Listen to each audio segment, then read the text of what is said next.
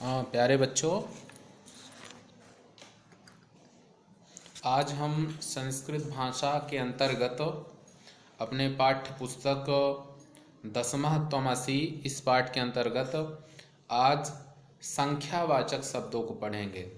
संस्कृत भाषा में कैसे संख्या को बोला जाता है, कैसे उनका प्रयोग किया जाता है, इसके बारे में हम पढ़ेंगे।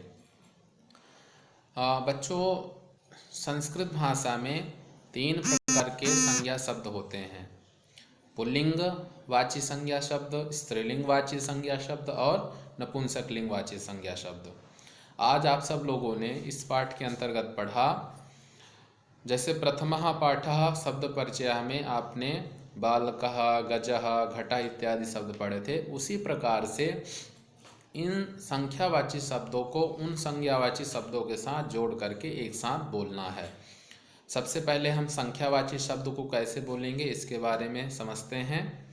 पुल्लिंगः, एकः स्त्रीलिंग में, एका नपुंसकलिंग में एकम, एकः, एका, एकम, द्वौ, द्वे, द्वे, त्रयः, तिस्रः, त्रीणि, चत्वारः, चतस्रः, चत्वारि, पंच, पंच, पंच।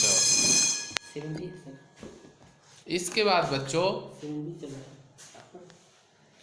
इसके बाद जैसा कि आप देख रहे हैं स्क्रीन में,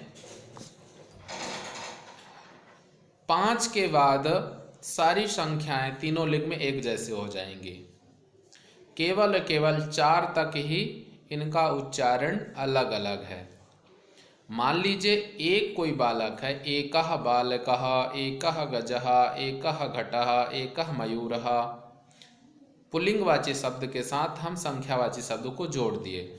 एक बालक, एक घड़ा, एक छात्र, एकः छात्रः। इसी तरह से स्त्रीलिंग में एका बालिका, एका चटका, एका घटिका। ठीक है ना। जितने भी स्त्रीलिंगवाची शब्द आप पढ़े हैं उनमें से इसको जोड़ देना है। एक बालिका, एक घड़ी, एक चिड़िया। इसी तरह से नपुंसकलिंग के साथ भी जोड़ना है। एकम फलम, एकम पुस्तकम, एकम खनित्रम इत्यादि। ठीक उसी प्रकार से ये तो एक वचन का हो गया। मान लीजिए अगर 2 होंगे तो कैसे उच्चारण करेंगे। द्वौ बालकौ, द्वौ मयूरौ, द्वौ शिक्षकौ, द्वौ विद्यालयौ। इसी तरह से स्त्रीलिंग में भी द्वे बालिके, द्वे चटके, द्वे घटिके। ठीक है ना। द्वे स्थालिके, द्वे चालिके इत्यादि बोलेंगे। ठीक उसी प्रकार से नपुंसकलिंग में द्वे फले, द्वे पुष्पे, द्वे पुस्तके, द्वे खनित्रे इत्यादि।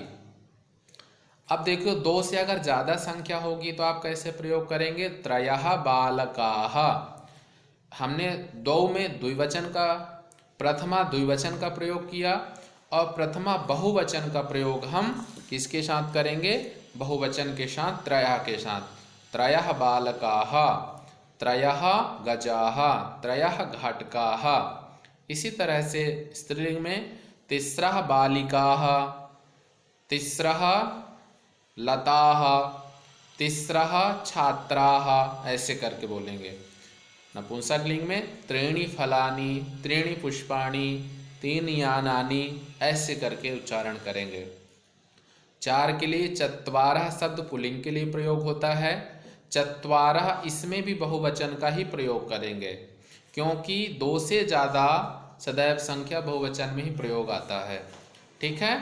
तो चत्वारः बालकाः, चतस्रः बालिकाः, चत्वारि फलानि। और 4 के बाद पूरा जो संख्या शब्द है वो तीनों लिंग में एक जैसे चलेगा। पंच पुल्लिंग में भी, पंच स्त्रीलिंग में भी और पंच नपुंसकलिंग में। इसी तरह से 6, 7, 8, 9, 10 एक जैसे ही रूप चलेंगे। आसास्म है आप सबको समझ में आया होगा और इसका बार बार आप उच्चारण करें, अभ्यास करें तो निश्चित तौर पे आप अच्छी तरह से समझ पाएंगे। धन्यवादः। शुभ दिनम्।